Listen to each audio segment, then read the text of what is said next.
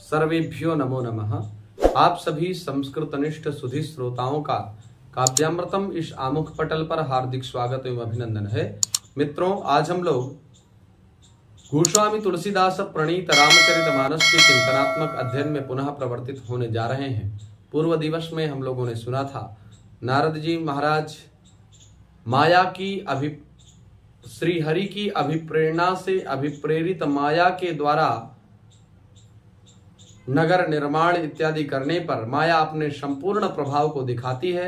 माया के प्रभाव से प्रभावित नारद जी में जो कामार्थता होती है, उस कामार्थता के कारण कामना की पूर्ति के अभाव में देवर्षि नारद जी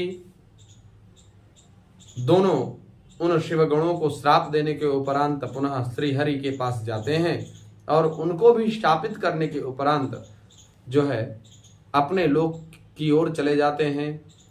इस प्रकार का वर्णन हम लोगों ने पूर्व प्रसंग में सुना था। बहुविधि मुनि प्रबोधित प्रभु तब भय अंतर ध्यान। नारद जी को बहुत प्रकार से समझा बुझा करके भगवान श्री हरि अंतर ध्यान हो गए। सत्यलोक नारद चले करत राम गुणगान। राम जी के अनंत गुण गणों का गायन करते हुए देवर्षि नारद जी चले गए। हरि गण मुनि हर गण मुनि जात पथ देखी विगत मोह मन हर्ष विशेषी। अति सभीत नारद पही आए गही पद आरत वचन सुनाए। गही पद आरत वचन सुनाए। शिव जी के गणों ने जब मुनि को मोह रहित और मन में बहुत प्रसन्न होकर के मार्ग में जाते हुए देखा, तब वे अत्यंत भयभीत होकर के नारद जी के पास आए और चरण पकड़ करके दीन वचन बोलने लगे। कहा हर गण हम न बेप्र मुनि राया, बड़ अपराध कीन फल पाया। श्राप अनुग्रह करहु कृपाला, बोले नारद दीन दयाला। चरण पकड़ करके शिवगण बोले, हर गण हम तो भगवान भोलेनाथ के गण हैं, शिव गण हैं। न विप्र मुनि राया, न हम विप्र नहीं हैं, ब्राह्मण वेश धारण करके हम तो लीला देखने गए थे प्रभु, हम तो शिवगण हैं। बड़ अपराध कीन फल पाया, हमने इस प्रकार का अत्यंत अति दुरूह अपराध किया है, जिसके चलते अत्युत्कट पाप के प्रभाव से हम लोगों ने उसका फल भी प्राप्त कर लिया। श्राप अनुग्रह करहु कृपाला। कुछ हे कृपालु, अब श्राप को दूर करने का अनुग्रह करिए। बोले नारद दीन दयाला। तब दीनों पर दया करने वाले देवर्षि नारद जी बोले, निशिचर जाई हो तुम दो, वैभव विपुल तेज बल हो। भुज बल विश्व जितब तुम जहिया, धरि हैं विष्णु मनुज तनु तहिया।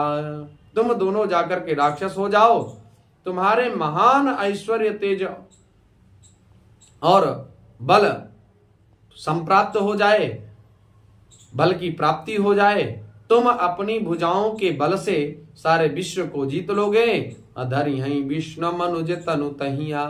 तब भगवान विष्णु मनुष्य का रूप धारण करके आएंगे। समर मरण हरि हाथ तुम्हारा, हुई हूँ मुकुत न पुनि संसारा। चले जुगल मुनि पद सिर नाई, भय निशाचर काल ही जाई। युद्ध में श्री हरि के हाथों से तुम्हारी मृत्यु होगी। हो मुकुत न पुनि संसारा, जिससे तुम मुक्त हो जाओगे। चले जुगल मुनि पद सिर नाई, चले जुगल मुनि पद सिर नाई। फिर दोनों शिवगणों ने देवर्षि नारद जी के चरण कमलों में प्रणाम किया और भय निशाचर काल ही पाई। समय आने पर वह दोनों शिवगण राक्षस बने। एक कल्प यही है तो प्रभु लीन मनुज अवतार।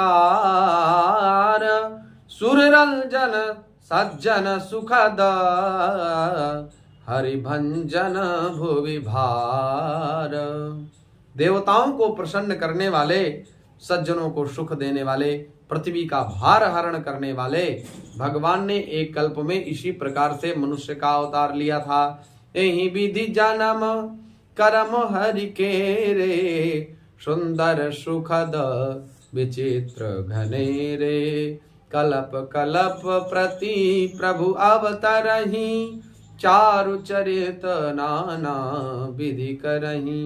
यही विधि जन्म करम हरि के रे। इस प्रकार से हरि अनंत, हरि कथा अनंता भगवान भोलेनाथ पार्वती जी माता को सुनाते हुए कहते हैं कि इस प्रकार भगवान के अनेकों सुंदर, सुखद अर्थात सुख देने वाले, सुखदायक, विचित्र घनेरे, अलौकिक और जन्म और कर्म है। कल्प कल्प प्रति प्रभु अवतरहि। प्रत्येक कल्प में जब भगवान अवतार लेते हैं तो चारु चरित नाना विधि करहि, तो नाना प्रकार की सुंदर लीलाएं करते हैं। तब तब कथा मुनीशन गाई। परम पुनीत प्रबंध बनाई। विविध प्रसंग अनूप बखाने। करहि न सुनी आचर जो शयाने। तब तब मुनीश्वरों ने परम पवित्र काव्य रचना करके उनकी गाथाओं का गान किया है और भांति भांति के अनुपम प्रसंगों का वर्णन किया है, जिसको सुन करके समझदार लोग आश्चर्य नहीं करते और जो विवेकहीन व्यक्ति होते हैं उनको बराबर आश्चर्य ही होता रहता है। हरि अनंत हरि कथा अनंता। काई सुनहि बहु विधि सब संता। अर्थात हरि के अनंत अवतार हुए और उनकी कथा भी अनंत है।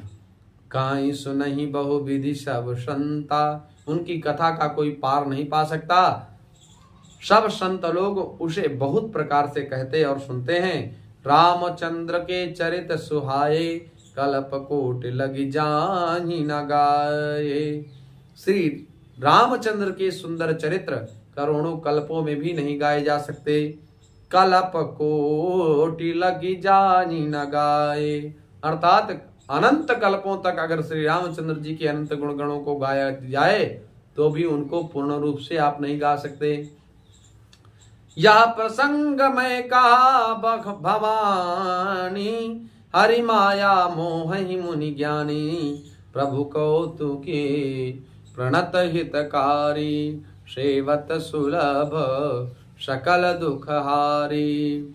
शिव जी कहते हैं, पार्वती, मैंने यह बतलाने के लिए इस प्रसंग को कहा कि ज्ञानी मुनि भी भगवान की माया से व्यामोहित हो जाते हैं, अन्यथा नारद जी जैसे परम विरक्त संत और भगवती अशेष षड़गुण समन्विता माया के प्रभाव से प्रभावित होकर के कामार्तता से उत्पन्न होने वाले क्रोध के प्रभाव से भगवान हरि को भी शाप दे डाले।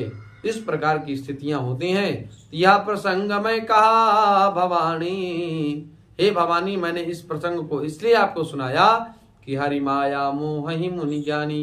भगवान हरि की माया से बड़े बड़े ज्ञानी भी व्यामोहित हो जाते हैं। ज्ञानी नाम अपि चेतांसी देवी भगवती हिसा। प्रभु कौतुकी प्रणत हितकारी। प्रभु कौतुकी अर्थात लीलामय है और शरणागत का हित करने वाले हैं। हितकारी सेवत सुलभ सकल दुखहारी। सेवत जो सेवा करते हैं उनके लिए बहुत सुलभ है और उनके सकल माने संपूर्ण दुखारी माने दुखों का हरण कर लेते हैं।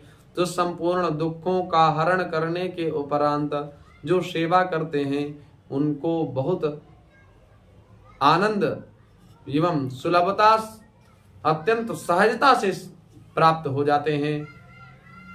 सुर नर मुनि को नाहि जहि। सुर नर मुनि को नाहि जहि।